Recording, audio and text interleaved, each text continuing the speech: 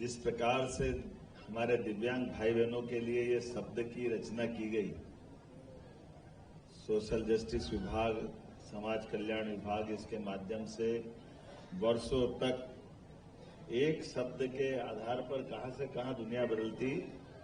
मैं यशस्वी मंत्री माननीय राकेश सिंह जी का दोहरे तरीके से अभिनंदन करना चाहता हूं। आज आपके विभाग को भी बड़ी ताकत मिल रही है और आज आपका जन्म दिवस भी है। जोरदार अभिनंदन करा हमारे सुयोग्य मंत्री, लोक निर्माण मंत्री, जो सभी प्रकार की ग्रामीण, शहरी, 4 लेन, 6 लेन, एलिवेटेड कॉरिडोर, सभी प्रकार के निर्माण के कामों में लगातार लगे हुए हैं। ऐसे ही आदरणीय नारायण सिंह कुशवाहा जी के लिए भी जोरदार अभिनंदन। हमारे सोशल जस्टिस मिनिस्टर हैं, जिनकी ये विधानसभा और इस विधानसभा के सुयोग्य हमारे माननीय विधायक भगवान दास सबनानी जी, आपकी भी सक्रियता और जितने कार्यक्रम होते हैं सब आपकी विधानसभा में अधिकांश होते हैं। मैं ये बड़ा भोपाल के लिए आपको बधाई देना चाहता हूं कि ये पूरा क्षेत्र जहां जहां भी रचना होती है संयोग ऐसा है।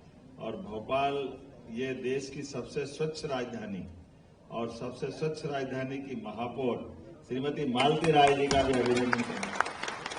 मंचस्थ सभी अधिकारीगण, इस अवसर पर मौजूद आप सब, सच में ये परमात्मा की लीला है।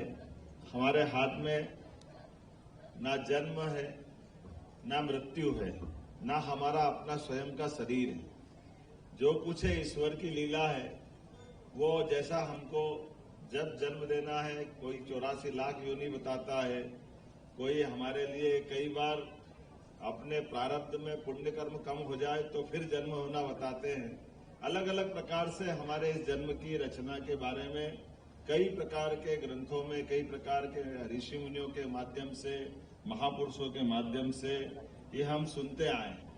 लेकिन अपने जन्म की उस कहानी के साथ जैसा परमात्मा ने हमको भेजा, उस रचना के बाद हम अपने कर्तृत्व से एक तरह से अवसर जो जैसा मिला है उसको और बेहतर से बेहतर कराने के लिए ये जो हमारे लिए परमात्मा कुछ गुण भी दे देता है। यही कारण है कि हमारे बीच ऐसे हजारों उदाहरण भरे पड़े हैं जिनके आधार पर हम आज देख करके सीख सकते हैं। सुकरात, सूरदास, कितने बड़े बड़े नाम हैं जिनकी अपनी विचारधारा के बलबूते पर कितना बड़ा नाम है। और सूरदास अभी अभी कुछ समय पहले फिल्मी गीतकार, संगीतकार, रचनाकार रविंद्र जैन क्या गाने लिखते हैं, क्या उनकी कल्पनाशीलता है। हमने अपने प्रदेश के अंदर भी इसी बात को देखते हुए, वैसे तो हमारे परम पूज्य चित्रकूट के स्वामी रामभद्राचार्य किसी भी ग्रंथ पे बात कर लो, रामायण, गीता, महाभारत, कोई उपनिषद, कोई भी वेद आप बोलो, उसका पंक्ति के साथ वो पेज नंबर, पंक्ति कहाँ किस संदर्भ में बात रखी। इसलिए राम जन्मभूमि का मामला का फैसला हुआ, उस फैसले में उनको भी गवाह करके, साक्ष्य करके उनको मौका मिला और उनने जिरह में भी अपना भाग लिया और अपने सभी प्रकार के तथ्यों के साथ हमारे अयोध्या के अंदर भगवान के जन्म स्थान के बारे में ठोस आधार दिए। मैं मान के चलता हूं, ऐसी इस व्यवस्था के आधार पर जब हम ये मान के चलते कि हमारे दिव्यांग भाई बहनों के लिए परमात्मा ने जो शरीर दिया, एक तो अष्टावक्र का तो उदाहरण और ही सबसे ऊंचा है। और अष्टावक्र के बारे में तो मुझे लगता है मेडिकल साइंस भी आज दोबारा विचार करेगा कि क्या ऐसा हुआ है क्या। अष्टावक्र के पिता भी बहुत विद्वान थे, माता भी बहुत विद्वान थी। अब उस समय के काल में शास्त्रार्थ चलता था। अपनी विद्वत्ता के आधार पर अच्छे विद्वान लोग बैठ करके शास्त्रार्थ करते हैं। शंकराचार्य जी ने शास्त्रार्थ के माध्यम से लगभग पूरे देश में अपनी शैव संप्रदाय की, अद्वैतवाद की एक धारा नहीं खड़ी कर दी।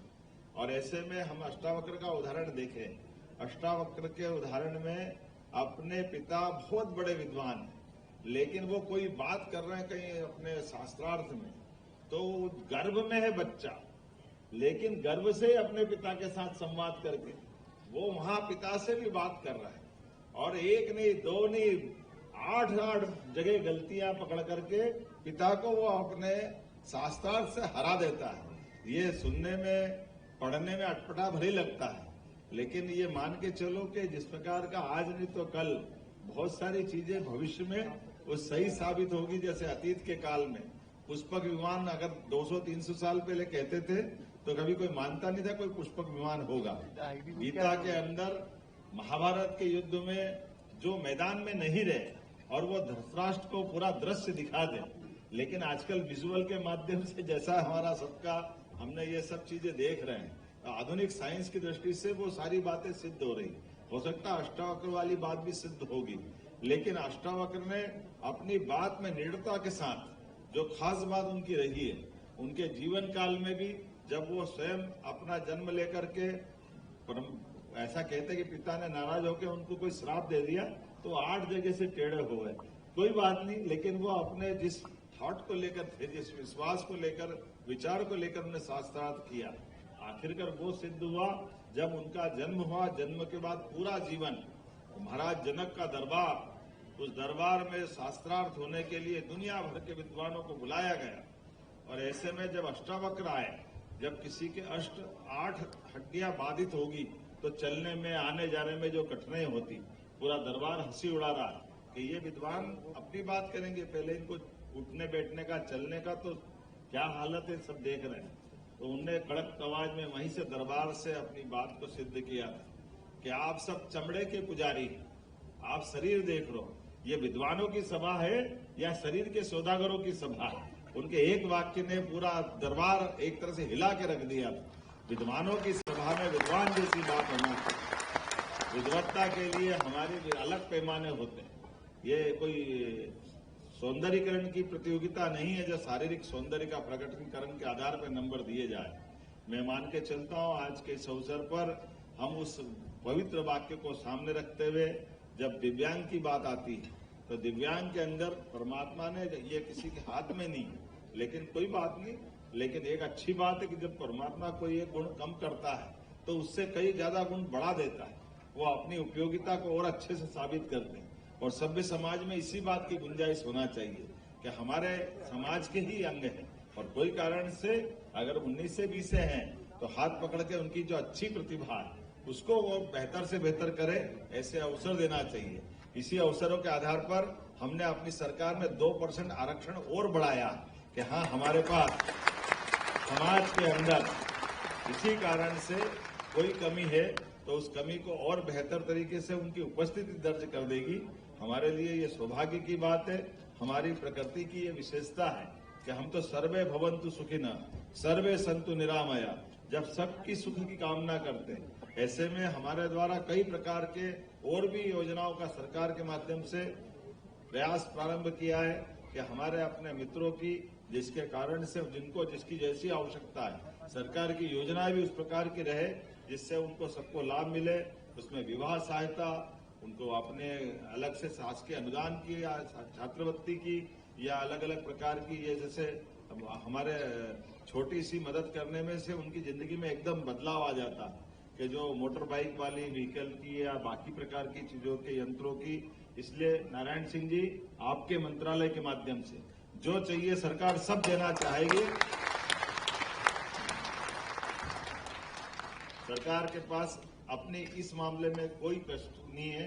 हमारी उदारता भी है और हमारी ड्यूटी भी है कि हम निश्चित रूप से इन सारे मामलों को संवेदन